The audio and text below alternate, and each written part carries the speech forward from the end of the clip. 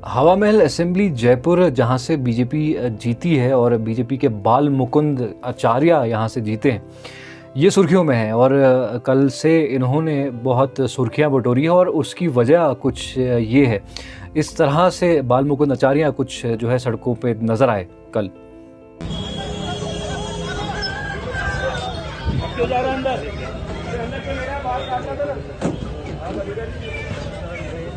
आपने गेला समझ लिया मुझे।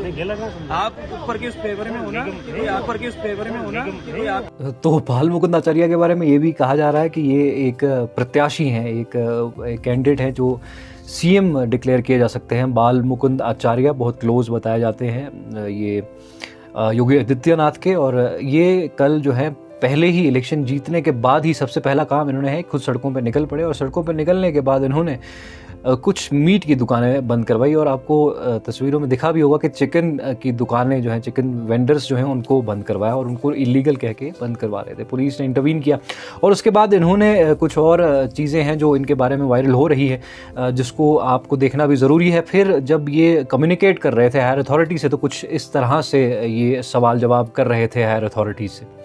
नहीं हूँ मैं, आपसे शाम को रिपोर्ट लूंगा। आप मुझे देंगे या मेरे को आना पड़ेगा आपके ऑफिस लेने? लेकिन नॉन वेज रोड पे बेच सकते हैं क्या खुले में?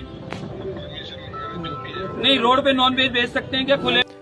तो बाल मुकुंद आचार्य जो एमएलए हैं हवा महल के, ये पूछ रहे थे कि मतलब इनको लगता है कि खुले में मीट नहीं बेचा जा सकता, मतलब मटन चिकन या खुले में आप नहीं बेच सकते, ओपन सड़कों पे आप इनको नहीं बेच सकते। ये पूछ रहे थे, कंफर्म कर रहे थे बार बार क्या ये अलाउड है या इस तरह का मतलब सवाल ये पूछ रहे थे। बहरहाल ये इनको शायद लगता था कि ये नहीं बेचा जाता।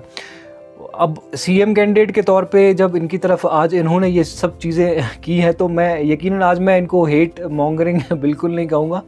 मैं तो यही कहूँगा कि बस तो बंटाधार है इनके अपने करियर का भी, और पार्टी ऑब्वियस है इसी बुनियाद पर आई है। और आप उसके बाद ये विजुअल्स, थोड़ा सा इन विजुअल्स की तरफ भी नज़र करें ज़रा।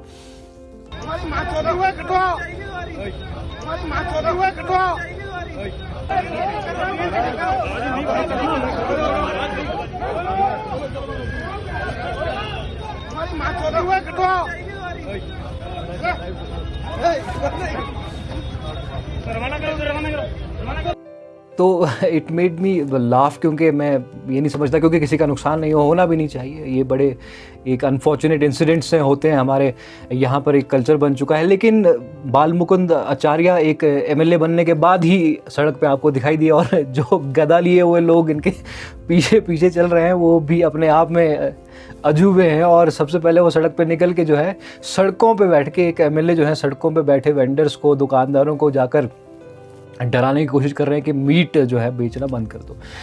बहरहाल मीट बेचना अगर इलीगल है, अगर वो इलीगल वेंडर्स हैं या कुछ भी इस तरह की कहानी है, आप लॉ मेकर हैं। अब आप जो है वो नहीं हैं, अब आप जो थे आप वो नहीं हैं, अब आप लॉ मेकर हैं और आपको लॉज बनाने हैं। आप अपनी असेंबली में अपनी पार्टी जहाँ मेजॉरिटी में आई है उसको लेकर लॉ बना सकते हैं। अगर आपको लगता है कि ये मीट बेचना नहीं चाहिए या ये गलत है।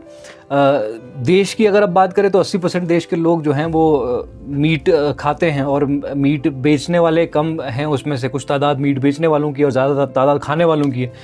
और उसके बाद अगर आप मुस्लिम पॉपुलेशन या मुल्ले कटवे जिनको आप कहते हैं, वो भी मेरे ख्याल से देश में 15% 14% लोग हैं, जो बाकी के 65% मीट ईटर्स हैं वो जो है नॉन मुस्लिम्स हैं। तो ये ऑल टुगेदर एक तरह का कोशिश समझ में नहीं आई कि ये कोशिश क्या थी। और आप जब रेस में आप इस वक्त थे, तो ये किस तरह की रेस आपने लगा दी कि आपने जितना आपके बारे में एक वो माहौल बनाया जा रहा था, उस पर कहीं ना कहीं आपने चोट ज़रूर लगाई है बाल मुकुंद आचार्य जी। और ये हवा महल असेंबली बताई जा रही है जहाँ से आपने ये इलेक्शन जीता है। लेकिन जो आपके लोग ये गधा लेके घूम रहे हैं, जो आपने ये पहले दिन हरकत की है, उससे कहीं ना कहीं सेन लोगों की नज़र में आप जो है वो सीएम की रेस से बाहर मुझे लगता है हो सकते हैं।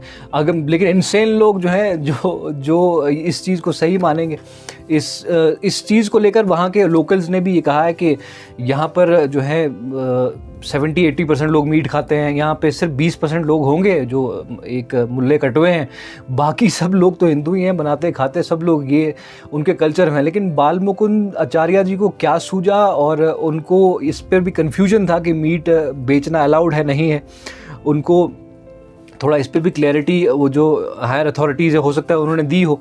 तो अब इस पर क्या कार्रवाई होती है फर्दर वो देखने की बात है। लेकिन ये इवेंट देखकर मुझे बहुत हंसी आई, क्योंकि this is how it is. Welcome to Jaipur और वेलकम टू राजस्थान, बीजेपी जो है वो कह रही है लोगों से भी।